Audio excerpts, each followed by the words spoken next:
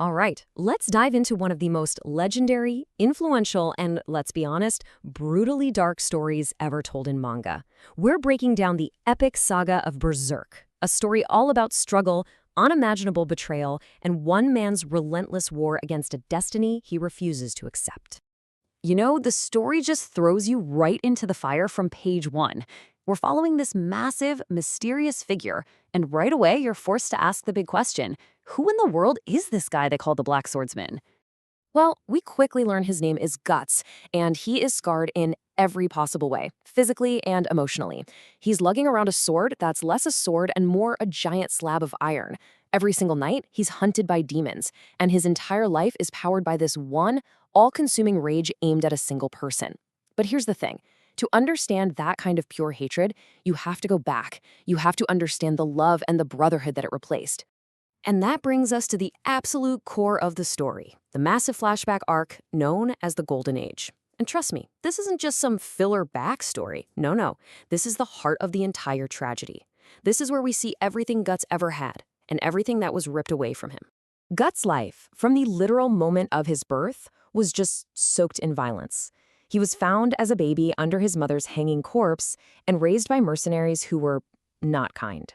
The only world he ever knew was the battlefield. He was a lone wolf, a killing machine, because, well, the world had never given him a single reason to be anything else. But all of that changes when he crosses paths with the Band of the Hawk. Now, this isn't just any old mercenary crew. They're led by a man named Griffith, a leader with otherworldly charisma, beauty, and an ambition so huge it's honestly terrifying. His dream? To have his own kingdom, whatever it takes. After Griffith beats Guts in a duel, Guts is forced to join, and for the first time in his life he finds a home, a purpose, and a family, fighting alongside people like the tough-as-nails commander Casca. And wow, under Griffith's command, their rise is just meteoric. They go from this small, unknown band to these celebrated heroes of a 100-year war. They eventually become nobles, the official army of the kingdom. At this point, Griffith's dream doesn't just seem possible, it feels absolutely inevitable. Okay, now this is the moment where it all starts to fracture.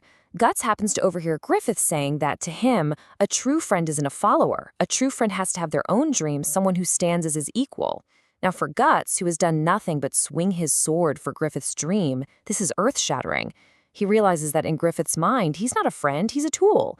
And that's the revelation that pushes him to leave the Hawks to find his own path. Guts' departure?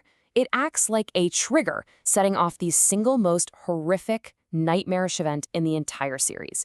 It sends Griffith into a catastrophic downward spiral that leads to something called the Eclipse. So, what even is the Eclipse? Well, in this world, there are these strange artifacts called behelits. Think of them as supernatural panic buttons. When someone with great ambition hits their absolute lowest point of despair, the behelit activates. It summons these archdemons, the God Hand, who offer a deal. Sacrifice what is most precious to you, and in return, you'll become one of them, a god. So after Guts leaves, Griffith completely loses his cool. He makes a terrible mistake, gets captured, and is tortured for an entire year until he's just a broken shell of a man. The Hawks, with Guts' help, rescue him, but Griffith sees that his body is ruined, his dream is shattered, and in that moment of absolute despair, his behelit activates. The God Hand appears. They make their offer, and Griffith, he accepts.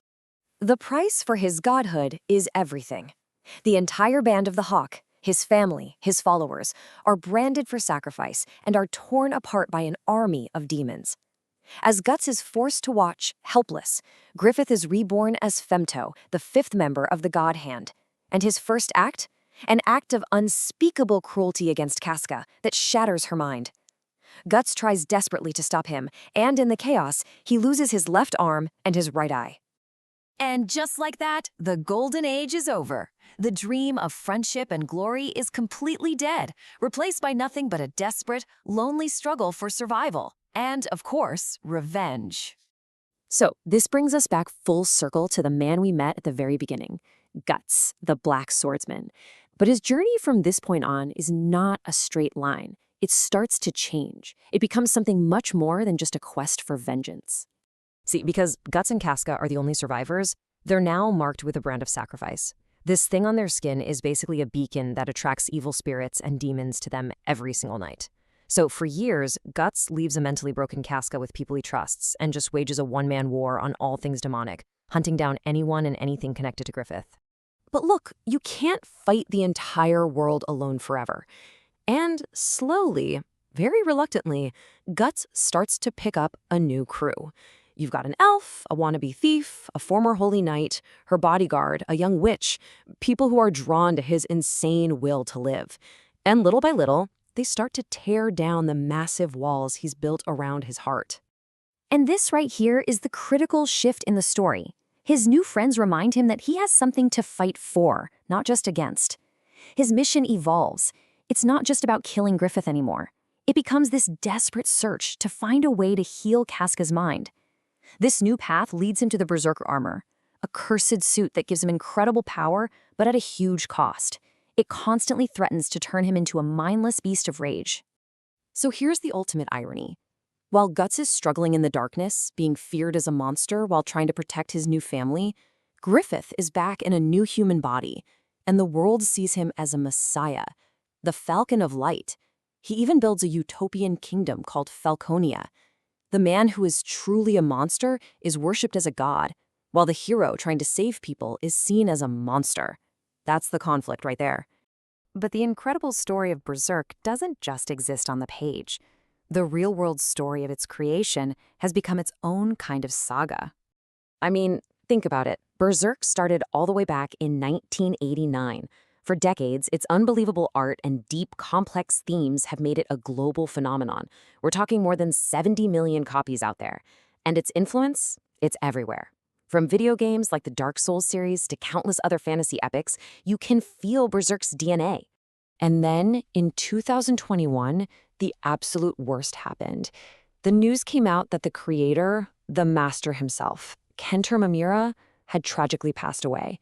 And for millions of fans, it felt like Guts' struggle would be left unresolved forever. It was just heartbreaking. But the story didn't end there. It was announced that Miura's best friend since childhood, a man named Koji Mori, who was the only person Miura had told the entire story of Berserk to from beginning to end, would take over. So now, Mori is supervising Miura's own team of assistants to carry the torch and bring this saga to the conclusion that Miura always planned. Which really leaves us with the story's big, haunting question. Berserk is completely obsessed with this idea of causality, of fate, this idea that our lives are all just part of a big stream we can't control. And Guts is the one man who stands up and spits in the face of that stream. So it makes you ask, right? In a world that feels predetermined, is the simple, defiant act of struggling, of fighting against impossible odds for the people you love, the only thing that gives our lives any real meaning?